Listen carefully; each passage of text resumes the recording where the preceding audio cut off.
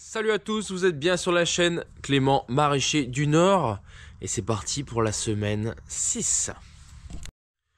Alors cette semaine va être marquée principalement par l'arrivée des plants de fraises. Donc ça arrive jeudi précisément, donc on va devoir tout planter cette semaine, pas laisser traîner. Et il faut qu'on finisse. Il faut qu'on finisse, il y a encore quelques petites choses à faire, mais on a bien avancé, on voit le bout. Mais il y a encore des petits ajustements, petits réglages. Et justement, je vous montre la station d'irrigation qui est, pour ainsi dire, terminée. Donc voilà. C'est là le cœur du réacteur, on va dire. Puisque c'est ça qui va permettre de gérer la bonne conduite des fraises. À savoir la nutrition. Et surtout l'approvisionnement, l'irrigation, l'approvisionnement en eau. Alors pour ce faire, ici on a une arrivée d'eau, donc une eau de pluie, eau qui vient de nos bassins de rétention, donc essentiellement de l'eau de pluie.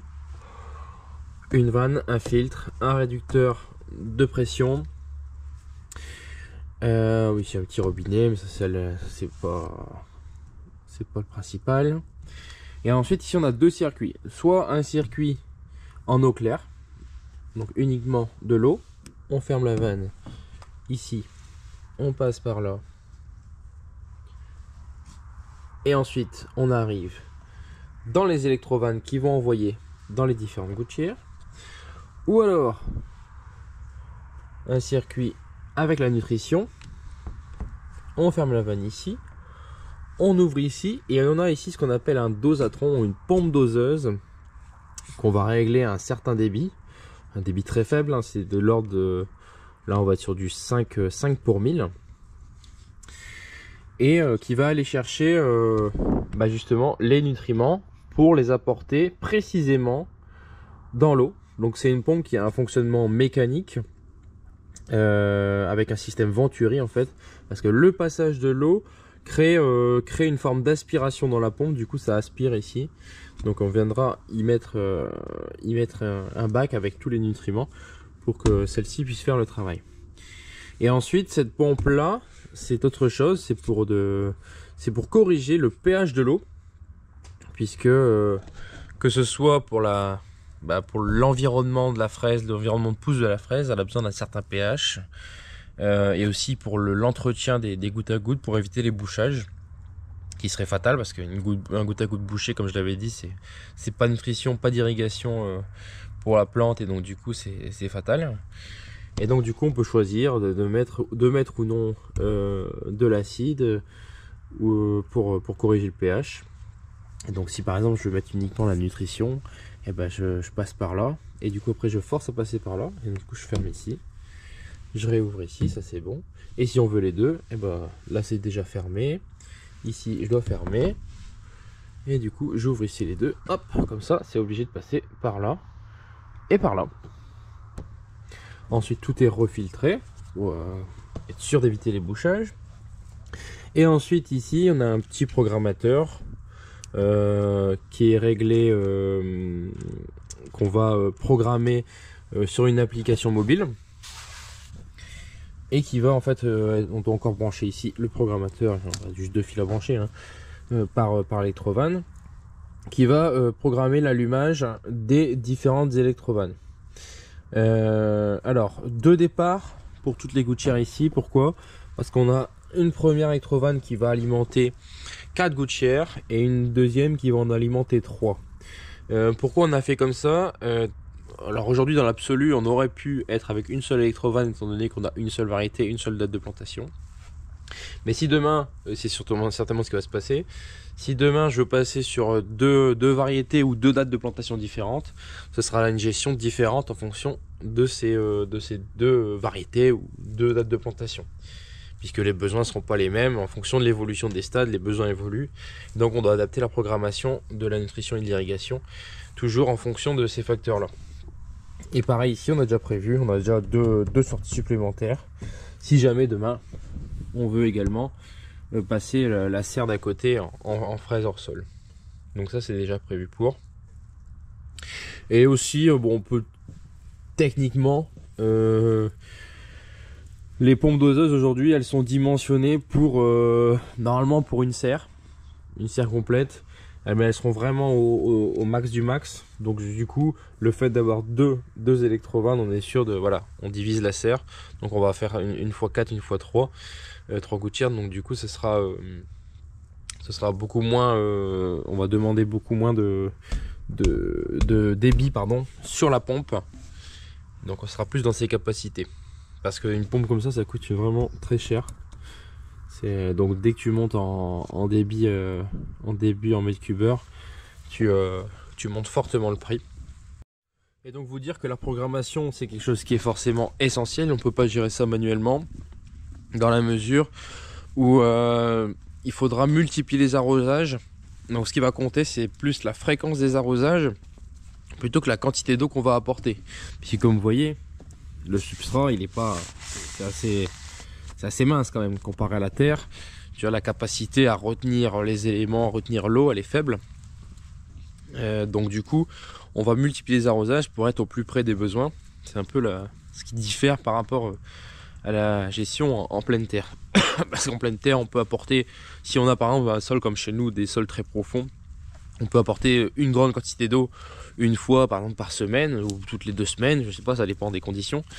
Mais on a un effet tampon qui est énorme et donc du coup la plante peut pomper si elle a besoin ou pas si elle n'a pas besoin, quoi.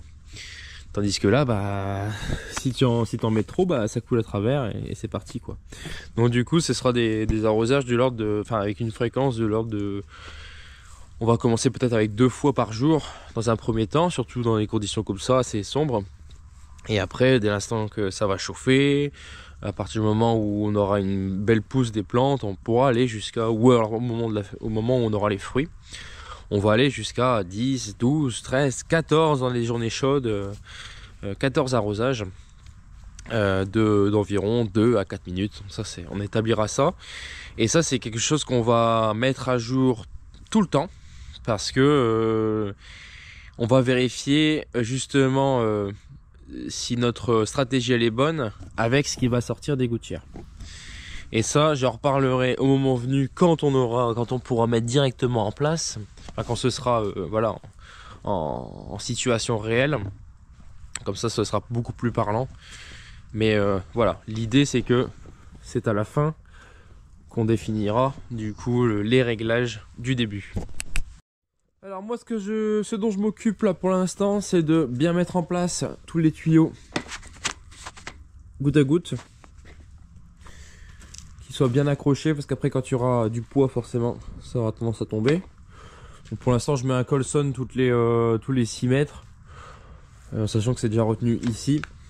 Donc là, j'en ai pas mis, mais on verra. Si jamais je vois que ça pend trop, je pense que oui, on rajoutera encore un Colson, c'est pas grave.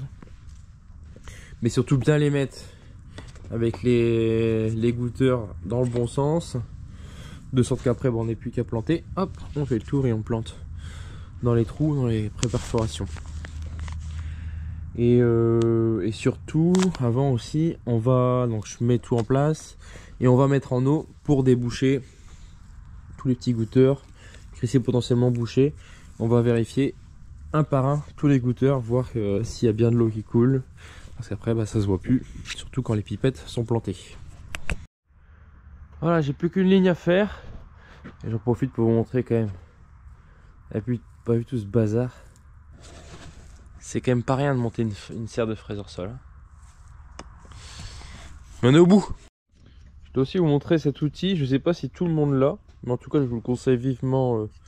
C'est une pince qui permet de couper les PE. Donc de différentes tailles, je pense que là je peux aller jusque du 50 hein. Et donc ça se règle, tu règles l'ouverture et après ça permet de faire une coupe nette et sans effort.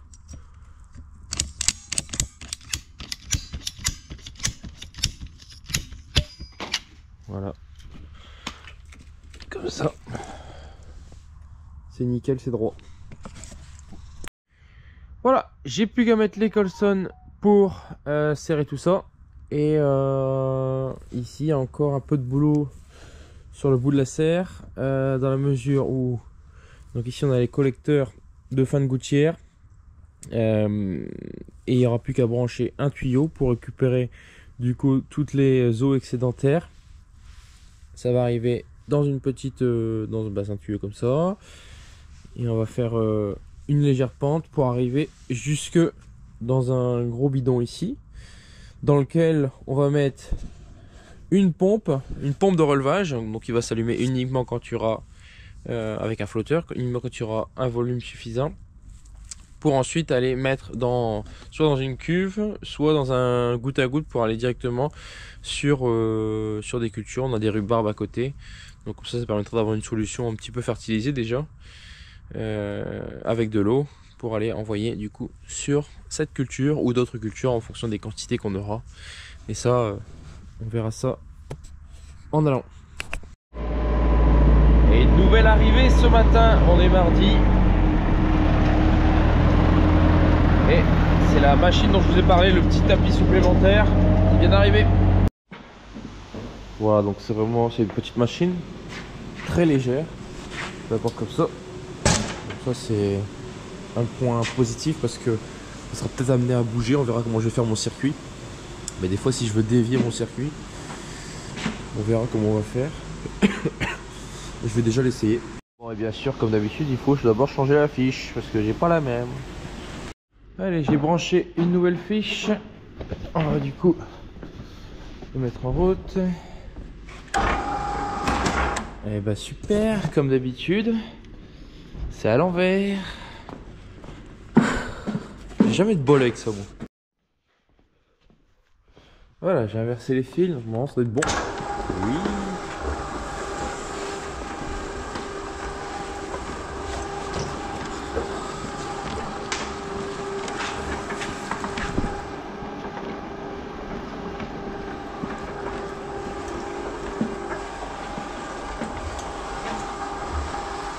Alors maintenant la seule question qui va se poser, c'est est-ce que ça va débiter assez? Parce que là il n'y a pas de variété de vitesse, c'est une vitesse fixe. Donc parce qu'il y a quand même un débit, bon lui il n'y a pas de problème, il allait hyper vite, mais justement il allait trop vite. Donc pour le respect des produits c'est un peu moins bien, c'est pour ça que je voulais ça aussi, avec une fin de tapis plate, tandis que là c'est une fin en biais, ce qui fait que ça, avec la vitesse, c'est un peu une projection et du coup une augmentation des chocs. C'est léger, mais l'idéal c'est d'avoir une fin plate, un tapis pas trop rapide. Normalement les tasseaux ils sont assez gros, donc je pense qu'il y a quand même pas mal de pommes de terre qui peuvent se mettre dedans. À mon avis on va être bon, mais ça va pas être large. Et là si je veux également, j'ai ça, un amortisseur de chute. On peut mettre à différentes hauteurs. Comme ça, la pomme de terre elle arrive contre ici et elle tombe ici. Vraiment il y a zéro choc avec ça. Bon bah juste pour essayer le débit, ce qu'on va faire, je vais mettre un seau ici dedans. On va voir comment ça monte. Imaginons un gros débit qui arrive. Bon, bah, c'est impeccable. C'est top. Avec les gros tasseaux ça permet de monter quand même pas mal. Alors après on verra. Ici il est au minimum à mon avis.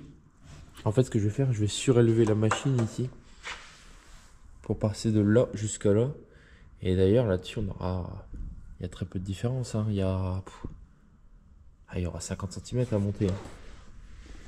Donc en fait ça va être encore mieux que ça, parce que je vais devoir le basculer comme ça pour que le tapis soit un peu plus plat. Là il monte trop raide, donc ce qui fait qu'on aura encore plus de débit. Allez, retour dans la serre de fraise parce qu'on est à J-2 avant l'arrivée des plants. Et vous voyez, petit changement, c'est qu'on a installé tous les capillaires, ils sont tous branchés. Il n'y aura plus qu'à les piquer dans les sacs. Et avant de faire ça, ce que je vous ai pas montré, pardon, c'est que j'ai fait couler l'ensemble des tuyaux pour vérifier l'ensemble des goutteurs, pour être sûr que déjà il n'y ait pas de bouchage et tout était bon. On a juste eu quelques petits réglages de pression au début, mais voilà, ça s'est réglé. Donc maintenant il n'y a plus qu'à piquer ça et puis j'irai les eaux excédentaires. Donc ici on a fait une petite tranchée dans laquelle on a mis ce tuyau. On n'a plus qu'ici à faire un trou avec une cloche pour relier la sortie A avec un P et un T jusqu'au tuyau. Et puis après tout arrive là-bas dans le fût bleu qui sera repompé pour vers l'extérieur. Voilà. Et au final ça va se présenter comme ça. Donc les pipettes dans un premier temps on va pas trop les enfoncer. Et puis après quand ce sera bien rempli d'eau, on va enfoncer un peu plus normalement. C'est ce qui est prévu. Ouais, c'est ce qu'on m'a dit de faire en tout cas. Pour pas que ça arrive directement en fait au fond du sac et que ça tombe sur un trou d'écoulement, voilà, et que ça qu'il n'y ait pas de capillarité qui se fasse sur tout le sac. Et donc je vous montre vite fait la programmation avec l'application mobile. Donc franchement c'est hyper simple et j'avoue que ça c'est top. Ça paye pas mine, c'est un tout petit bazar, mais on peut tout faire. Donc pas de moniteur à bouton ici sur le tableau. Du coup tout se fait en Bluetooth avec le téléphone. Donc quand on arrive sur l'application MySolem, on a accès à notre station une fois qu'on l'a paramétré. Enfin notre programmateur pardon. Donc là il se connecte. Et à partir de là on peut programmer tout ce qu'on veut. Donc là on a 4 stations parce qu'il y a 4 départs de fil. Mais officiellement là il n'y a que 2 fils, il n'y a que 2 électrovannes. En fait une station, on va dire que c'est une électrovanne. Et donc par exemple si je veux démarrer, programmer une station, enfin une électrovanne pardon, je vais sur ma station, je fais alors soit je fais une commande manuelle pour dire j'ai besoin de carrosse pendant X minutes, mais là ce sera jamais comme ça parce que tout sera programmé. Donc là à partir de là on va plutôt dans le calendrier, personnalisé, hop, tous les jours. Et on fait ajouter une fenêtre avec un début à telle heure, à 13 h, une fin ici à 13h05 puisque ça va être des irrigations à très petite fréquence, arrosage en continu, j'ajoute. Et à partir de là on a une programmation qui est faite, enfin un début de programmation, et on ajoute tous nos horaires comme ça. Et donc automatiquement ça va envoyer, quand on sera dans l'heure prévue, ça va envoyer une impulsion à l'électrovanne qui va s'ouvrir parce que le circuit sera toujours en pression. Et on va uniquement jouer sur ces électrovannes. On va les ouvrir et les fermer automatiquement avec ça. Ce qui fait qu'on aura une gestion complètement autonome de l'irrigation. Ce qui est obligatoire vu le nombre de fréquences, enfin, vu la fréquence des arrosages. Il est strictement impossible de faire de la commande manuelle. Bon, en tout cas là on approche vraiment de la fin. Encore une petite chose à faire en plus de ce que j'ai déjà évoqué là. Donc là il y a bien une descente pour chaque gouttière. Il y aura juste une gouttière où il me faudra avoir la possibilité de mesurer le drainage, c'est-à-dire la quantité d'eau qui va passer à ce niveau là. Donc ce qu'on fait généralement, enfin ce qu'on m'a conseillé, c'est juste d'avoir une sortie qui va dans un fût avec des graduations, ce qui me permet d'avoir une mesure sur un temps donné de la quantité d'eau qui est passée. Après moi ce que j'ai pensé tout de suite, c'est que bon on fera pas ça tout de suite parce que je vais d'abord faire ce qu'on me conseille et puis on verra par la suite. Mais moi ce que j'avais envisagé, c'est que toutes les descentes aillent dans le tuyau et qu'ensuite ici entre deux je mette un volucompteur. Donc je sais pas si ça peut se faire, un volucompteur sur un truc qui est en gravité, parce que là il n'y aura pas de pression, ça coulera uniquement par gravité. Est-ce que le volucompteur ça peut marcher? Si vous avez des idées, des modèles, donc pourquoi pas. Sachant que là c'est du 40. Et ce qui me permettrait d'avoir un volume que je remets à zéro en fait à chaque fois que je viens voir la donnée, ou limite même consultable sur téléphone, ce serait super ça. Ici j'aurais du coup la petite hélice qui fait le volume en fait avec un afficheur. Et pourquoi c'est hyper important d'avoir cette mesure là? En fait dans la norme on nous conseille d'avoir un taux de drainage aux alentours des 15 à 20%, entre 15 et 20%. Pourquoi? Parce que alors ça c'est une donnée qui nous ont transmis, mais l'idée c'est que on est sûr avec 15-20% que la fraise elle a eu assez à boire. Si vous arrosez les fraises et qu'au final il n'y a rien qui sort là. Ça veut dire que les fraises elles ont tout pompé. Et donc ça veut dire que potentiellement il n'y en a pas eu assez. Si vous arrosez et que vous avez un taux de drainage de 100%, ça n'arrive jamais, mais imaginons que vous avez 100%, c'est-à-dire que vous calculez, vous mettez, je sais pas, 100 litres sur toute la ligne, et au final, à la fin de ligne, vous retrouvez 100 litres. Ça veut dire que la fraise, elle a strictement rien consommé. Donc ça veut dire qu'elle n'a pas besoin d'eau. Donc on part d'un principe que voilà, 15-20%, c'est la petite marge de sécurité. On sait qu'on doit toujours viser 15-20%. Donc tous les jours, on doit venir voir en fin de gouttière la quantité d'eau résiduelle. Si on a 30%, ça veut dire qu'on peut diminuer les arrosages pour se rapprocher des 15-20. Si on a 5%, ça veut dire que voilà, ça commence à chauffer, ça commence à boire, voilà, les stades évoluent. Donc on va monter les fréquences, la fréquence d'arrosage pour essayer de se rapprocher des 15-20%. Donc ça c'est une donnée qu'on doit vérifier régulièrement. Au plus on la vérifie, au plus on est précis, au plus voilà, on s'oriente vers la réussite. Et ça c'est l'avantage aussi du coup d'avoir l'irrigation en pipette comme ça, en capillaire, parce qu'en fait c'est des goûteurs anti-gouttes, je sais pas si ça peut se dire, mais quand vous arrêtez l'irrigation, tout s'arrête. Il n'y a pas de... ça c'est pas un filet qui s'essouffle ou quoi, ça s'arrête automatiquement, il y a un anti-goutte. Et quand vous mettez en route, et ben tout se met en route en même temps.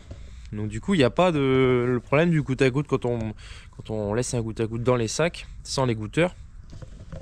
C'est que ça va commencer à arroser au début, et le temps que le tuyau se remplisse, bah, vous aurez déjà commencé à arroser un peu au début, qu'à la fin, on n'aura pas commencé. Et comme on est sur des fréquences d'arrosage élevées, mais avec des temps d'arrosage très faibles, et bah voilà, si imaginons qu'il y a 10, 15, 20 secondes de différence de démarrage sur l'arrosage entre le début et la fin, bah, c'est quand même significatif au final. Donc là, on va faire le calcul vite fait de ce qu'on peut avoir comme drainage. Imaginons, là, ici sur une ligne, j'ai 54 mètres de gouttière. Sur 54 mètres, j'ai un goûteur. Donc un goûteur comme ça, j'en ai un tous les 40 cm. Donc divisé par 0,4, ça me fait 135 goûteurs. 135 goûteurs, ils sont à chaque fois divisés en 2 capillaires. Donc x 2, ça fait 270 capillaires. Et sur chaque capillaire, enfin en fait j'aurais pu faire différemment, c'est que sur chaque goûteur j'ai 4 litres à l'heure. Donc j'ai dit 135 goûteurs fois 4 litres à l'heure. Ça veut dire que sur une heure, au maximum, je peux lâcher 540 litres d'eau sur une gouttière. Et bien sûr, vous imaginez bien qu'on n'arrose jamais pendant une heure, même toute une journée, ça ne fera jamais une heure. Dans les conditions les plus chaudes, parce que ce qu'on m'a dit au niveau technique, c'est que dans les conditions les plus chaudes, avec une plante qui est le plus dans le besoin, au maximum on va monter sur sur une douzaine, imaginons 12, 13, 14 arrosages par jour au grand max, d'environ 2 minutes. Donc si je fais 12 fois de 24 minutes, j'ai dit 540 litres à l'heure, divisé par 60 fois 24, ça nous fait 216 litres sur une journée. Ça c'est vraiment le max du max du max. Et si j'ai un taux de drainage visé de 15 à 20%, et ben je fais 216 fois 0,15. Donc dans le max ici, on sera à 32 litres par jour et par gouttière qu'on va venir collecter ici à la fin. Et donc il faudra toujours prendre en corrélation justement ces fréquences d'arrosage, ces temps d'arrosage pour définir une quantité résiduelle objectif. Et c'est ça qu'on va toujours vérifier tous les jours, voire même peut-être au début, comme on veut viser la précision maximum, on va peut-être venir 2 fois par jour pour se rassurer. Mais ça c'est vraiment la clé, c'est viser un drainage le plus juste possible. Et aussi également une conductivité, mais ça je vous en reparlerai une fois qu'on aura mis en place la nutrition. On est jeudi et ce matin, livraison des plants de fraises, la variété Magnum en très plan. Je vous montre ce que ça donne. Donc voilà, c'est tout des gros bouchons comme ça qu'on va les planter dans les sacs. Et la plantation c'est prévu pour demain après-midi. On va commencer en fin de matinée, enfin dès qu'on aura fini les préparations de légumes. Donc aujourd'hui vraiment un dernier préparatif. J'ai repensé à ça, la bâche en fait je vais la mettre après la plantation. On aura le temps la semaine prochaine peut-être. Et donc là, bien finir l'irrigation, tout ça. Normalement, on est quasiment au bout. Et puis on va attaquer la plantation demain. Bon, on touche au bout ici. Les capillaires sont bientôt tous en place dans les sacs. Je vous montre vite fait ce que ça fait avec un plan. On a essayé. Voilà. À peu près comme ça qu'il faut le planter. Le gros truc embêtant là-dessus sur ces sacs, c'est pour enlever les opercules. C'est vraiment... c'est pas facile parce que c'est assez solide quand même. Donc, une fois que tu l'as, ça va. Et puis ça a tendance un petit peu à s'arracher sur les derniers. Donc ça va être vraiment embêtant. Donc ensuite on fait un trou avec deux doigts comme ça. Hop. Et puis on vient y mettre la motte.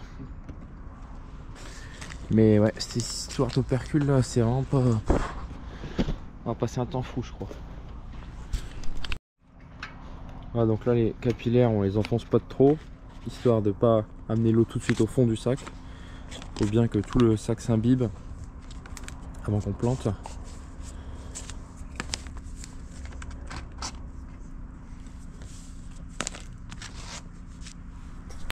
Ensuite, c'en est également terminé pour toutes les descentes d'eau excédentaire.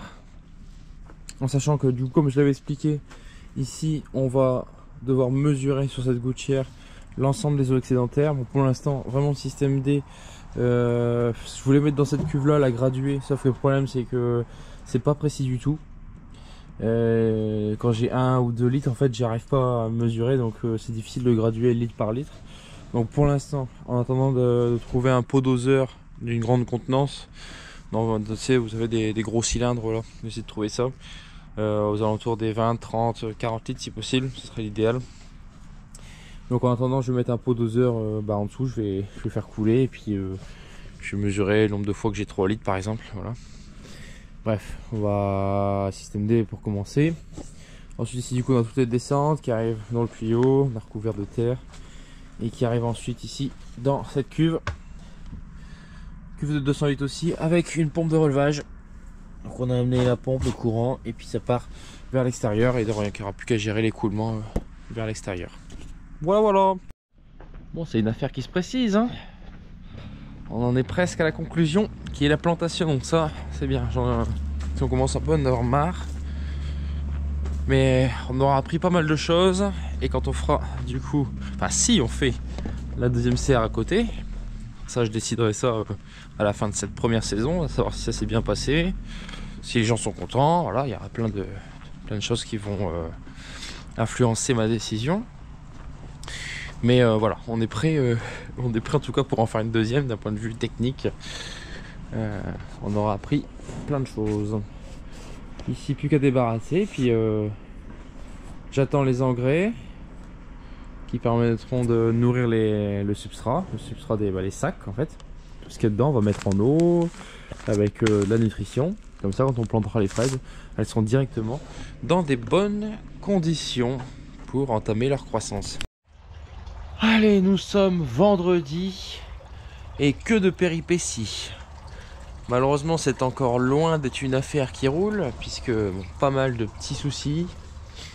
Bon, tous les branchements d'irrigation, tout ça c'est bon. Encore quelques petites fuites, quelques petits problèmes d'étanchéité qu'on pourra corriger, mais ça c'est pas très grave. Sur ma gouttière principale, il n'y a pas de fuite. Celle qui va mesurer du coup les eaux excédentaires, c'est ça qui est important. Mais d'autres problèmes. Alors le premier souci que j'ai, c'est au niveau de la qualité de l'eau. J'avais un peu peur de ça, mais en effet ça se confirme. C'est-à-dire que cet été j'ai fait une analyse d'eau. Quand on s'est décidé à faire un projet de fraises hors sol, donc il faut partir de là en fait, de l'analyse d'eau, pour ensuite en déduire un calcul de fertilisation, etc. Enfin, tout dépend en fait de l'eau que tu as à la base. Cet été j'ai fait du coup une analyse d'eau, et depuis cet été l'eau a complètement changé, notamment au niveau du pH, donc l'acidité. L'eau est beaucoup plus alcaline cet hiver. Donc c'est l'eau du bassin, hein. Et le problème, donc ça en fait ça dépend parce que c'est un bassin qui reçoit les eaux pluviales en majorité, mais aussi les eaux de drainage, et des fois avec les eaux de drainage ça peut influencer justement la qualité de l'eau. Et sur le pH justement cet été j'étais aux alentours des 7 de pH. Et donc un pH totalement neutre. Et là ici je suis à un pH bientôt de 8, donc pH très alcalin. Ce qui modifie pas mal la chose, puisque en fait l'eau elle a besoin d'une certaine acidité pour bien transférer les éléments aux fraises, pour aussi éviter les bouchages dans le circuit. Enfin voilà, il y a plusieurs paramètres qui font que c'est important d'avoir une eau assez acide. Donc ça c'est pas un problème, on peut la corriger, sauf que cette correction on l'a basé, le calcul on l'a basé sur l'analyse d'eau que j'avais fait cet été. Donc ça c'est le premier changement, vous allez me dire tu corriges par rapport à ça, sauf qu'en fait il y a plein d'autres éléments. Il y a la conductivité aussi, la charge en fait de l'eau, qui fait que ça je peux pas avoir la mesure aujourd'hui comme ça. Et donc on est obligé on va refaire une analyse, l'envoyer en labo, on va faire quelque chose d'à peu près pour démarrer cette semaine, enfin, du moins pour les 10 prochains jours, le temps que l'analyse revienne. Donc ça c'est pas très grave puisque la fraise elle est qu'au démarrage. Il faudrait pas avoir des histoires comme ça pendant qu'on est en train de produire, enfin, pendant que ça fait le fruit. Donc voilà, pour ça va être corrigé dans les 2 semaines, on va dire que ça c'est bon. Deuxième souci qu'on a, là c'est un souci au niveau du timing, parce que en fait ici les sacs ils sont pré-perforés. Donc on enlève l'opercule et ensuite on vient planter la motte de fraise. Le problème c'est qu'en fait il y a eu un souci de fabrication. Donc au début je me dis c'est moi qui suis bête ou quoi, j'arrive pas à bien les enlever. Donc j'ai appelé, j'ai envoyé une vidéo et en effet il y a un petit souci. C'est qu'en fait la machine quand elle est passée pour faire ses perforations, ses pré-perforations, et elle a pas assez insisté. Du coup c'est hyper difficile. Donc quand on n'a pas beaucoup à faire ça va. Mais le problème c'est que quand on a... Donc ça dépend, il y en a... Regarde, tu vois là ici, ça n'a pas été perforé là. Du coup, je manque d'arracher le sac à chaque fois. Donc il y en a 3800 à faire. Donc voilà, tu vois, ça, pas possible ça. Il y en a 3800 à faire. On a calculé, on en fait 240 à l'heure. Donc 3800, ça fait à peu près 16 heures de travail pour enlever juste des opercules. Ça fait un petit peu beaucoup. Donc apparemment le fabricant a reconnu le problème, donc ça va se gérer entre nous on va dire. Mais dans l'absolu, dans l'idée c'est que maintenant je suis obligé de faire avec, donc on va essayer de trouver des solutions, on va passer le temps qu'il faut. J'ai essayé, je vais vous montrer, vous vous rappelez je vous avais montré pour la perforation du paillage en pommes de terre. Avec ça, j'étais pas très content, mais en fait ce qu'il faut, c'est surtout attendre que ça chauffe bien, que le fer soit bien rouge, et c'est pas trop mal. Le seul problème c'est que c'est un manche comme ça, il faut pour aller par terre, sauf que là on est en hauteur, donc je suis obligé de monter sur un escabeau. Ça fait propre, mais le problème c'est que déjà il y a les tuyaux, donc comme c'est hyper chaud, je peux pas toucher les petits tuyaux, sinon je vais les cramer et ça va fuir. Donc je fais le maximum comme ça pour essayer de faire gagner du temps. Mais ouais, ça va être la corvée du siècle. Et donc ici Samuel et Franck ils ont commencé à planter. On avait déjà là où on avait enlevé les opercules. Bon ça va, ça prend le temps normal on va dire. Et donc là l'idée, on va conseiller de laisser dépasser d'environ 1 cm minimum la motte, histoire d'avoir un bon séchage du cœur. Si imaginons des conditions peut-être un peu humides, que voilà les racines soient bien dans l'humidité, mais que le cœur soit bien protégé, bien aéré, pour potentiellement éviter certaines maladies.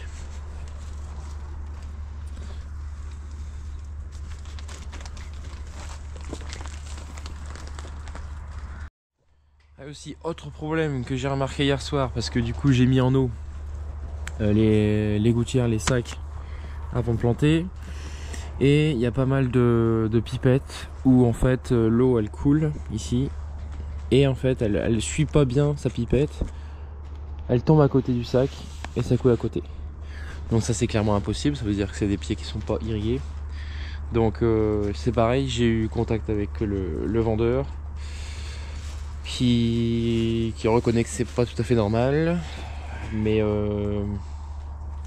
donc voilà, ils vont essayer de me donner plus d'infos par rapport à ça. J'ai envoyé des vidéos aussi, en effet je trouve ça un peu bizarre. Donc là c'est pareil pour pour l'actualité, on va dire, pour le jour J, bah, je suis obligé de faire avec. Donc dès l'instant qu'il y a une pipette qui déborde, on va dire, bah, on va soit agrandir le trou, soit orienter un peu mieux. Mais voilà, je vous montrerai après si on arrose. C'est un peu problématique.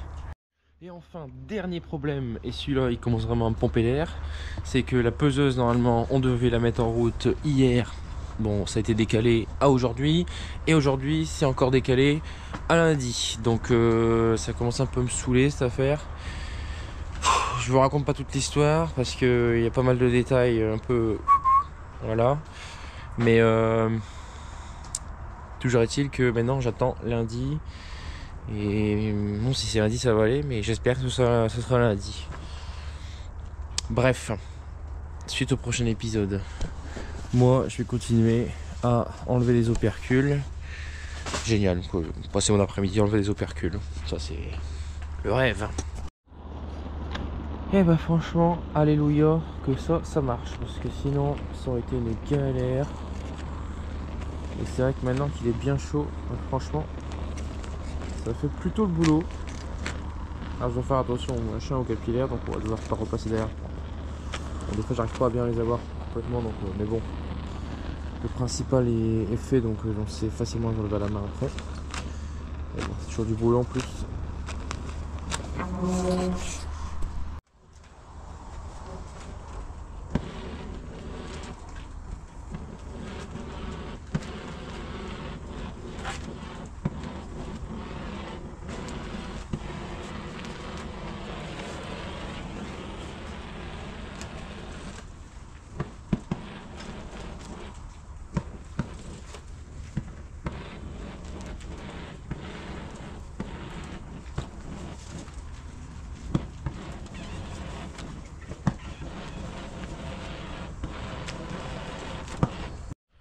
Allez, on arrête pour aujourd'hui. Il y a déjà 4 lignes complètes qui sont finies.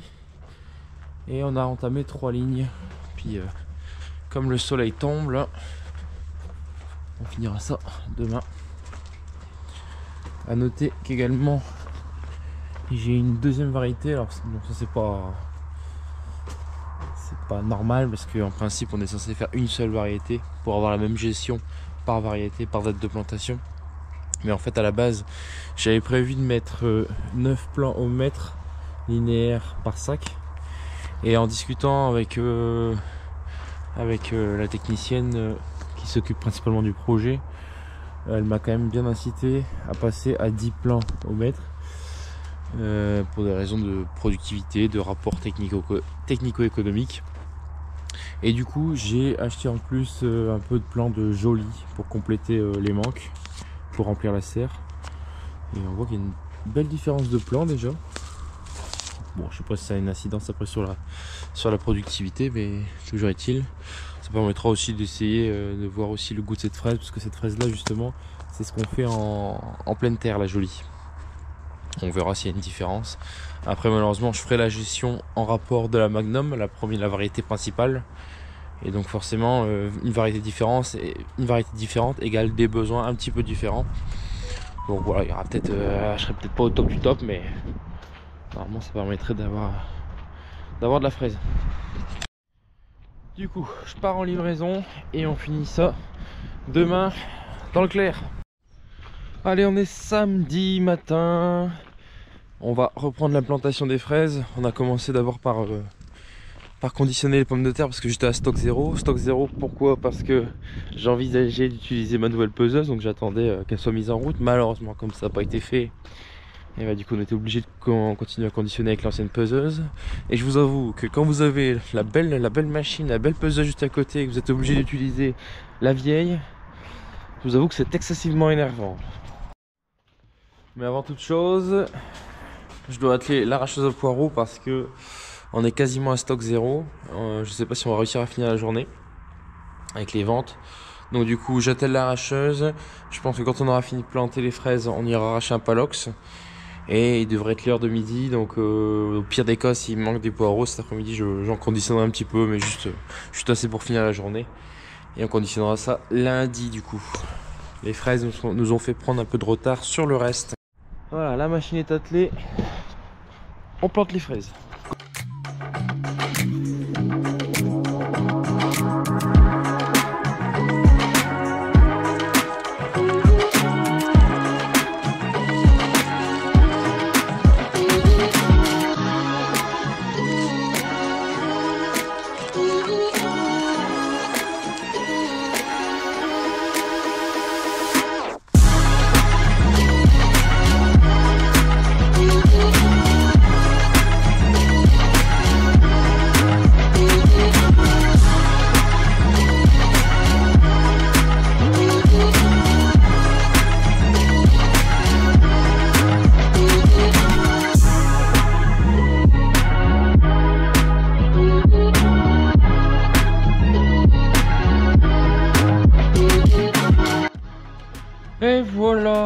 la totalité des 3780 plants sont plantés.